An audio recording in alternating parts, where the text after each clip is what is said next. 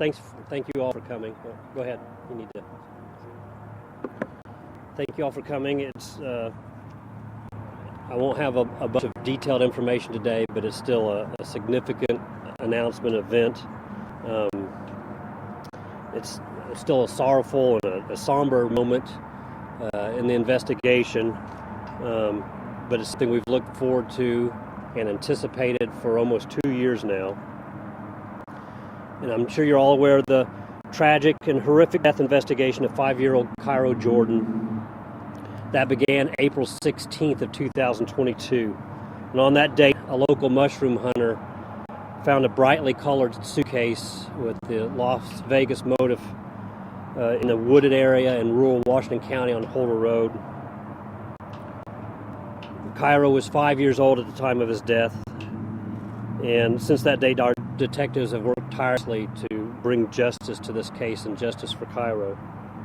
In October of 2022, arrest warrants were issued for Don Coleman and Dejaune Anderson in relation to this case. October 26th of 2022, Don Coleman was arrested and, as you're all aware, stood trial and was sentenced in November of last year. Earlier this week, Detective Matt Busick received information from a concerned citizen which started the path to physically locating Dejaune Anderson, the mother of Cairo Jordan. Acting on this information, Detective Busick worked hand in hand with ISP troopers who are assigned to the U.S. Marshals Task Force and with U.S. Marshals themselves. And working hand in hand with them, kept the U.S. Marshals abreast in California on the information that we were receiving and gathering. As a result of this information investigative work, these officers, investigators, apprehended Dejaune Anderson last night without incident in Arcadia, California. She was arrested on a warrant issued out of Washington County, Indiana, that was issued back in 2022. That warrant again was for murder, neglect of a dependent resulting in death, which is a level 1 felony, and obstruction of justice, which is a level 6 felony. She is currently being held at a Los Angeles Police Department detention center in Van Nuys, California. And as we speak, ISP Detective Busick and detectives from the Indiana State Police Post here in Sellersburg are actually en route at this time to California to continue this investigation. So, again, a huge milestone, a day that we're very happy that we've come to at this point. It's still a somber day, but we're very, very pleased and happy that we have who we believe everybody to be involved in this tragic murder case in custody at this time so the investigation can move forward. So I don't have a lot of detailed information I can give, but at this time I'll take any questions that I can. As part of the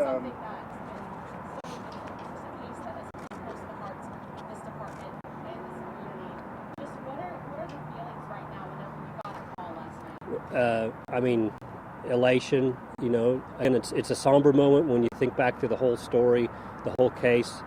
I was in that area of the crime scene just last week, and it just brings back a lot of memories. But, this is something, I'm not a detective. I'm not the one out there that's putting in those hours after hour in the middle of the night sometimes and all different locations, but a lot of sweat and blood and tears go in an investigation like this, and I'm just very happy for those men and investigators who've really done everything they can, and to have the break, the information that they needed, that we knew would come. We did know that this day was going to come, but to have it come at this time and to have her in custody, I'm just excited for them. We're all very excited, lifted up and buoyed by the fact that she's behind bars, and can be brought back to Indiana, so we can continue this trail for justice for Cairo.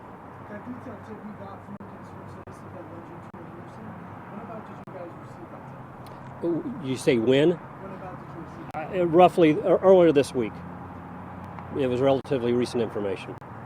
As part of the plea agreement, did Coleman agree to testify against Anderson when she was arrested? That's something you'll have to speak with the prosecutor's office in that case, but that's my understanding, that but that was something that I can't speak of. And although Cairo didn't have any connections to this area, I've been getting a lot of feedback from the public just asking about the mother's whereabouts and how that investigation is It's going. something that, again, it's been almost 2 years. It was April of 2022. We're just a few days away from that date. It's very common to be stopped and asked about how the investigation's going. Have we learned anything, and just moral support. The community of Washington County really came together for Cairo, provided him with a funeral, with a headstone. There's still flowers to this day that are placed at his gravesite, and people praying for him and his family, and that justice would be done. So again, a huge event in this investigation to bring that one step closer. Were there any other arrests made with the people Anderson out in California? To my knowledge, at least, no. She was the only one arrested. Again, it was a cooperative effort with the Indiana State Police detectives. We also have Indiana troopers who are assigned to the U.S. Marshals Task Force, who did a lot of work in this case to get that information going and in connection with the U.S. Marshals in California. So they're working hand in hand. Obviously, we can't be here in California at the same time, but working hand in hand with the U.S. Marshals, this is something that we were able to do because of that cooperative effort. So they did a lot of work for us. Very pleased. And of course, they're elated too to be able to find her. So did a lot of work. Again, behind the scenes, a lot of phone calls, a lot of information back and forth between agencies and people at different locations. What are the next steps in bringing Dejaune Anderson back to Indiana? Right, so that will depend. Again, our investigators are en route now to hopefully speak with her. A lot will depend on how that goes as far as is she willing to waive extradition and come back to Indiana.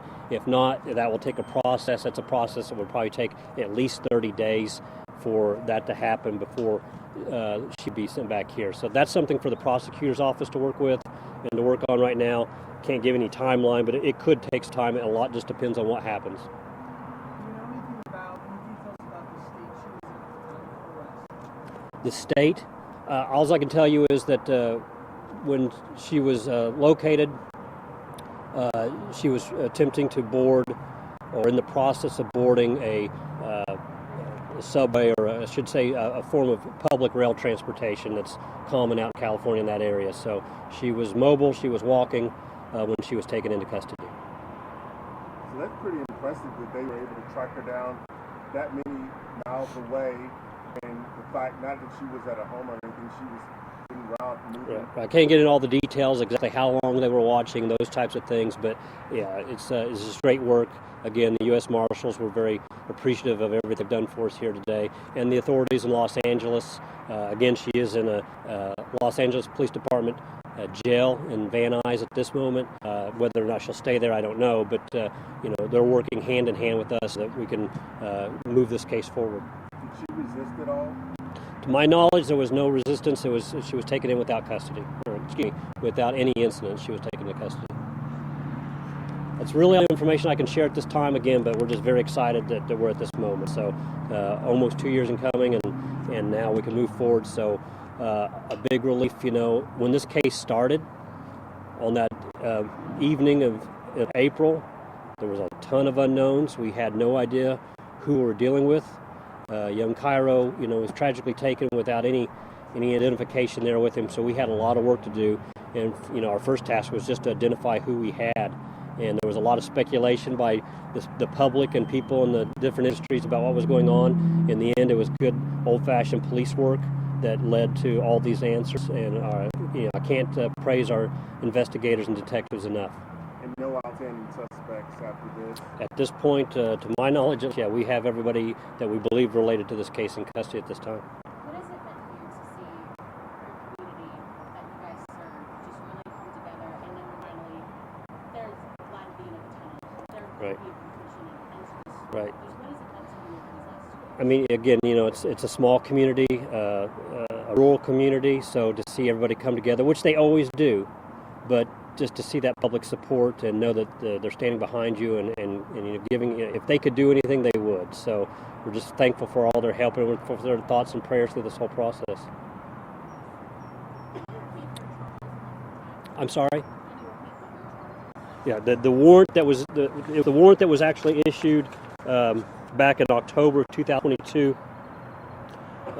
in her name, Dejaune L. Anderson, for count 1 murder, a felony, count 2 neglect of a dependent and resulting in death, a level 1 felony, and count 3 obstruction of justice, a level 6 felony. Is it Dejaune or Dejaune? I have to admit, the exact pronunciation of her name, I've heard it both ways. So you might want to look into the exact pronunciation if I misspoke a few times. Dejaune, I've heard Dejaune, I've heard a few different ways, but I've typically gone with Dejaune. Any other questions? Any pictures or anything of her from out there? I mean, I've got from out there, Yeah. not at this time. No.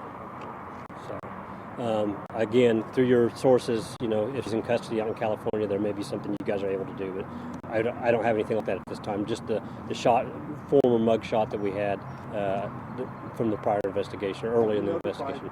The boy's father, the family? I can't speak to any of that information at this time. So, okay. Thanks, guys. Thank you.